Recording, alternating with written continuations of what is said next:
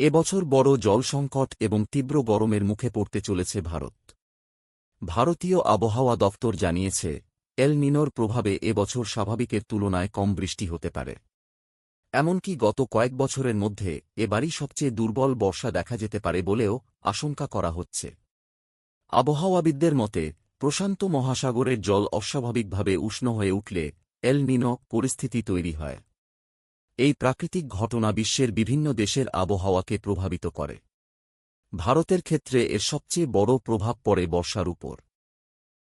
অতীতেও বহুবার দেখা গিয়েছে, এল নিনোর বছরে বৃষ্টিপাত কম হয়েছে, বেড়েছে গরম এবং কৃষিক্ষেত্রে তৈরি হয়েছে সংকট।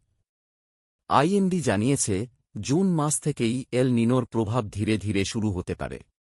জুলাই ও আগস্ট মাসে তার প্রভাব আরও বাড়বে এবং সেপ্টেম্বর নাগাদ পরিস্থিতি আরও শক্তিশালী হয়ে উঠতে পারে।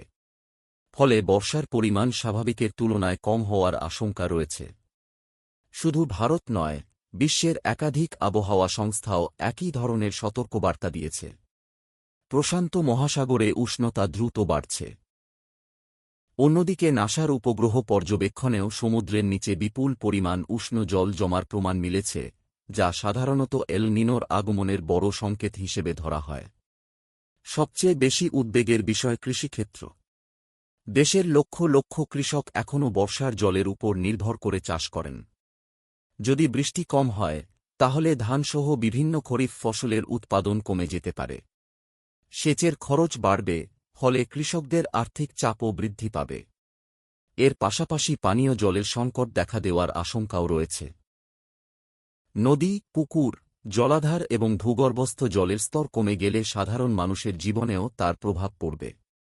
বিশেষজ্ঞরা মনে করছেন, বৃষ্টি কম হলে তাপপ্রবাহের প্রকোপও বাড়তে পারে এবং অনেক এলাকায় স্বাভাবিকের তুলনায় বেশি গরম অনুভূত হতে পারে।